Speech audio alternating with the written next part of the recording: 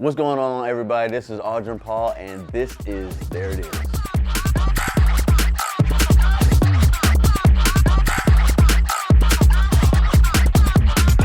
All right, welcome back, y'all. Like I said, my name is Audrey Paul, and this is There It Is. So this is going to be our first podcast, and I want to actually give you a little bit of news on what's going on in the world today. In London, right now, as we speak, there's an auction going on for, drumroll please, Queen. All right, now y'all know Freddie Mercury, right? One of the writers and one of the legends.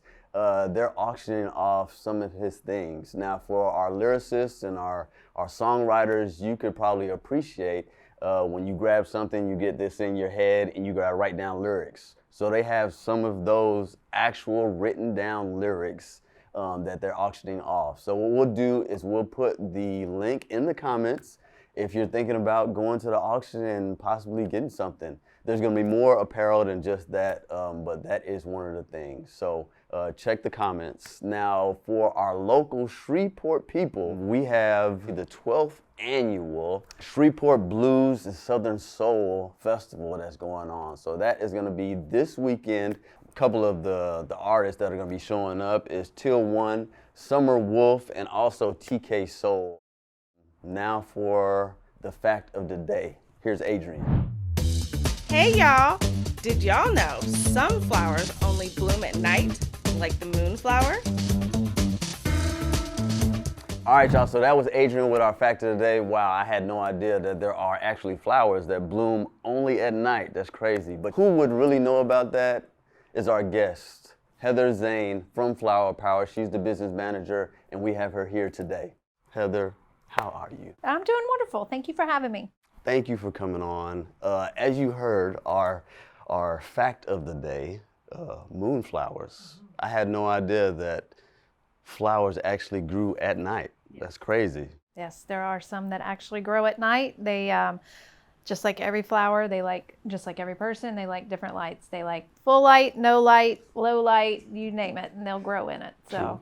I actually want to see some of those flowers one day. I never even... They have to stay up late. That's true. That is true. That is true. Okay, well, moonflowers, roses, tulips, all that stuff. What is your favorite flower?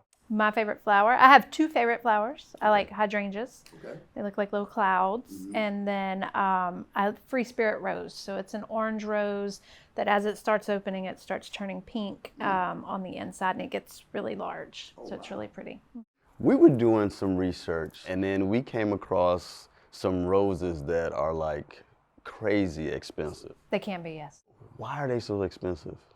Well, there's a few different reasons, but garden roses, they cannot grow them as fast and turn over the fields as quickly as your regular run-of-the-mill roses that we get on a daily basis. The garden roses grow larger. They're still fragrant. A lot of commercial roses no longer have a fragrance anymore. And so the garden roses, they are grown big and they're grown on smaller farms. So they're not selling as such large quantities as you are like your faster, more direct market roses. And so it just kind of depends on, where you're getting them from. And that's another thing. And then, we're still trying to regrow and recapture our fields from COVID. So there's going to still be a little bit of impact there because we don't have a button to just grow. Everybody else, if a plant shut down, they push a button, the plant starts up. Yeah. We couldn't tend the fields for our flowers. So there's, nature has to take its course on that. I'm sure a lot of people know, but maybe there are some that don't know that you are the business manager of Flower Power. How has that been running that business this whole time? It's been fun. I enjoy it. I enjoy talking to people. You get some people that come in and they have a lot on their mind and they'll get into a long conversation and talk to you about everything just because they're coming in to order funeral flowers or something. So sometimes you have to just be patient with people and listen, but I enjoy people and I enjoy talking to people. So I like being there. And I think that's one of the main reasons people know you, is because they could come in and they could tell you all what's going on, whether good or bad, or who they're getting flowers for and all that. So that is a good thing about you, and one of the reasons I love you, me and my wife, thank you. Of course. So what's new with Flower Power right now? We have new staff, so we have new designers. All trained in-house. They have finally come into their own and they're really doing great things. I'm really excited to see, where they're going to go. We do have an intern that's about that's working for us, so she's learning a lot. Extremely creative, does great work. And then one of my other designers started back at Valentine's Day, and she is bopping and moving along. And we're finally getting back into picking up events and weddings and such like that. All that's really kind of coming back into the normal. I think y'all experienced it too. It's finally all just coming back to life. That's true. That is. We are ramping up as well with our DJs and events and on all that. A lot of people probably just see all the beautiful arrangements that come out of Flower Power, but they don't understand exactly how we get to that, how you get to the product. And you just talked about your new people that are coming in. How long does it take you to train up somebody new? Well, that's the thing. So like when we're hiring, it's a little difficult for us because we have to hire somebody, I have to train them. And it takes a good, even with somebody that has a good eye, that has good color theory and everything like that, it probably takes still a good 3 to 6 months for them to finally get into the stride to where they're able to just knock them out as they come through. We usually start them out with recipes. Recipes are pictures that people see online. And so then we have the recipe of what goes in those arrangements, and we just mimic what we see until our designers start seeing space on their own, and they're able to make those designs on their own. So it's not easy. And then you have a lot of mechanics you have to teach, a lot of basic stuff that goes into making the arrangements. They don't fall apart. It's a lot of work. Exactly. And a lot of people don't understand that, but I'm glad you kind of shed a light on that. So it hasn't always been Flower Power. No, it has not. You have done so much. I did. I started many moons ago in property management, and then moved to General Motors for about 10 years as logistics manager at General Motors in Shreveport.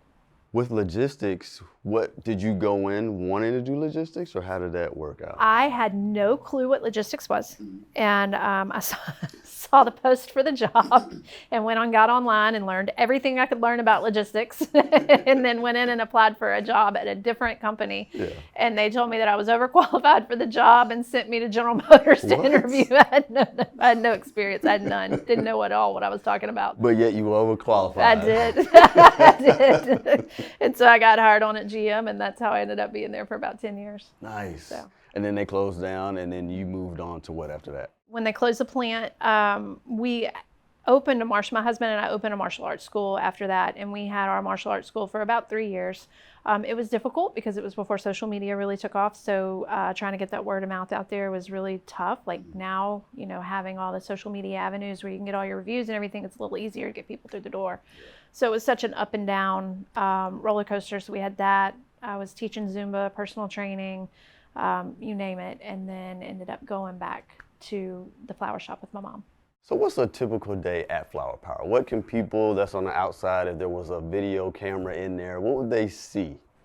They would see us making a lot of flower arrangements. So a lot of our business comes in since we've opened up our website and made it possible for people to order through our website. And with the changing generations getting older, we're finding that a majority of our traffic comes through on our website now. So we're about 90% website and phone. Yeah. And then you have about 10% walk-in. So we really don't get a ton of walk-in, but we do get a little bit, especially around like homecomings and proms and times like that, or if I meet with a bride. But for the most part, you'll see us in there trying to figure out the mechanics to make something to get it out the door to wherever it needs to go. We found that in 2007, y'all won Small Business of the Year, correct? Mm-hmm. Okay. We did, yes. Our building has always been a florist, going all the way back to the 30s. So that building has always been a flower shop. It has never been anything else. And so there's only been 4 owners of that particular building. Really? So yeah, so we've kind of stayed true to what people expect on that corner. Y'all don't do just flowers. We do flowers, we do green plants. Currently, we do have formal dress sales. So I do the long ball gowns, mostly for like Mardi Gras and prom. Okay. And then we have some short dresses for homecoming as well. Okay. So is there any reason behind, and I kind of segued this a little bit, but you did a little bit of training up in Atlanta. I believe you and your mom together. Mm-hmm. Can you talk a little bit about that? For bridal consulting? Yes. Oh, you've been talking to your wife. We do our research. Yeah, I know. I get it. No, yeah, so we did. We went to a bridal consultation seminar, I guess, for the weekend so that they could teach us mostly day of. mostly day of things, so that if we wanted to get into bridal consulting, that we could do that.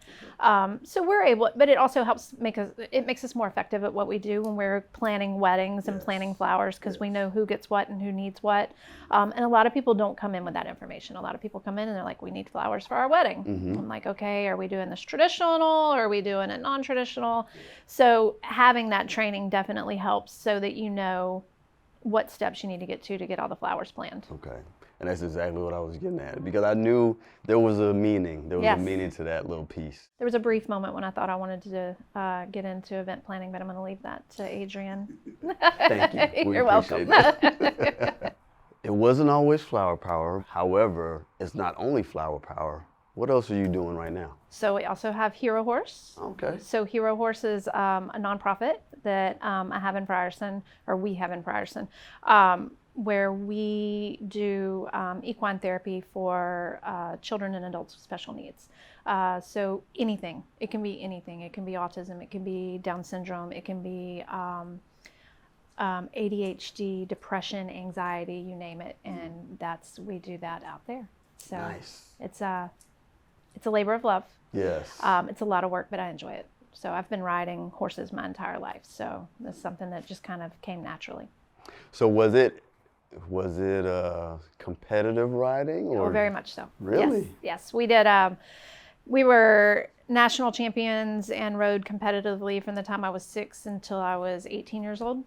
So we traveled 32 weekends a year in our zone. So our zone being like Oklahoma, Texas, Arkansas. So in different cities, we would go and do horse shows, and qualified to ride at the Garden a couple of times. Wow. Never went, Yeah. but we did Yeah. qualify, which was kind of like, getting there would have been kind of a nightmare. So, but yeah. But you got the so invitation. I did, See? right? So, Twice. exactly. So me and my brother and my mom, we rode very competitively. Very nice. As a woman in business, you got Hero Horse, you're still doing flower power, you've come all this way. It's tough, because you have a family as well, correct? I do. I have 2 babies. I have a 8-year-old and 9-year-old. They're in 3rd and 4th grade. And of course, my husband is in chiropractic college, so he's gone often. So I am navigating all of that on my own. But he helps from afar. He'll FaceTime in and help with homework and stuff like that. So he's still available. And then I'm pretty active in the kids' school as well. So room mom and all of that stuff. So how do you find the time to do and juggle all these things? Very carefully. Of course. I find that having a good team in place at Flower Power is instrumental, because I have to be able to depend on my staff. So I empower my staff to make decisions and kind of run the shop without me there. And then I just use the shop as my home base and come and go, because everything is centrally located to the shop. So the kids' school's 2 minutes around the corner, so I can bump around over there real fast, come back. Hero Horse it's further, it's 25 minutes, but it's straight out Uri, straight back. So everything revolves around Flower Power. Okay. So it's kind of my hub, my operational hub. Yeah, because just this past weekend, the team went out there and they killed, what was it, a quinceañera? A quinceañera, at La Bassier, yep. And they did it. It was awesome. I was out of town. They went and set it up on their own, and we got rave reviews from the family. So I'm not complaining. I have a really good staff right now. Good, great. All right, you do all these things, you got the family. Without taking care of yourself, you won't be able to take care of all the things that you do. So name me one thing that you do for self-care to keep yourself going. I float in my pool. Oh, yeah? I do. I float in my pool. So how does that help you? Because I live in the country and I don't have any neighbors, and it is nothing but woods and trees around me. And I send my kids inside and I turn music on and I float in my pool and just kind of decompress and just not think about anything. And I like to read, so sometimes I'll read while I'm floating in the pool. Nice. That is cool. I like to float in the pool. I don't think I do it so much for that, but yeah. My husband used to make fun of me because he was always so stressed out. And I was like, you just need to float. And he's like, what are you talking about? And I was like, you just need to float. And I went and got us some floats, and we got in the pool, and I was like, just float. And he's like, but I got it. I was like, float. Yeah, just float. Just float. Don't say that. Just float. That's cool. Okay. All right. Well, I like that. So if there was one thing that you want to be remembered of, what would that one thing be? Just being a good person and raising good kids.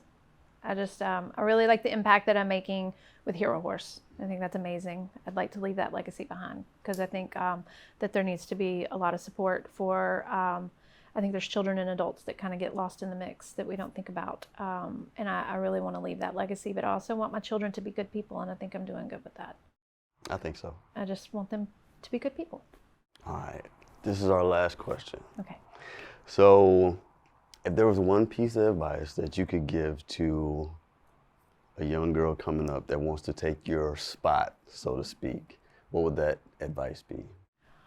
Always trust your cape. Be fearless. Don't be afraid to take chances. It's scary as all get out, but just trust in yourself and know that there's nothing that you can't handle, and you just got to put one foot in front of the other, and sometimes it gets tough, but you have to breathe through it and just keep moving forward. So there's nothing holding anybody back. That's it. That's it. All right. So that might have been the last question. However, we have a little game. So we're going to do a little name that tune. Oh, Lord. If you're ready for that. So we're just going to do 3. We're just going to do 3 songs. All right.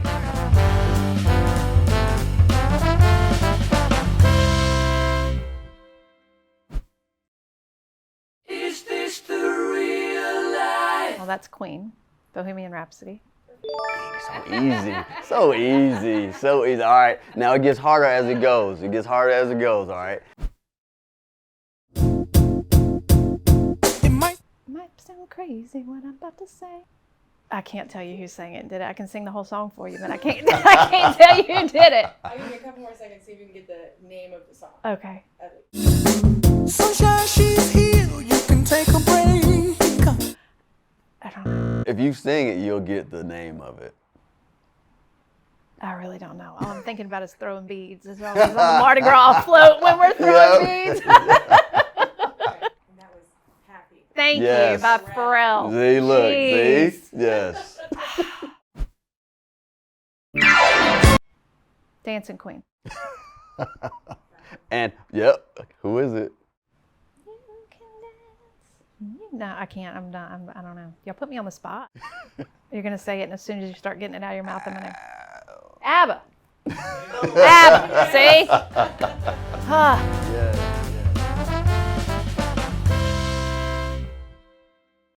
It was so great having you on the show. Well, thank you. I enjoyed it. I It's enjoyed fun. having you. Yeah. I'm sure the audience enjoyed having you as well. But before we go, please tell them how they could get in touch with you, whether it's Flower Power or Hero Horse. Yes, for sure. So Flower Power, like I said, we're at 3803 Uri Drive in Shreveport.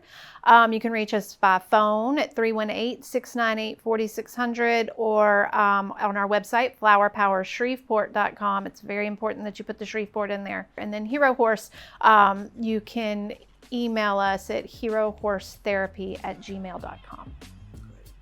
Well, that is our show. Thank you all for watching or listening, however it is you were to do it.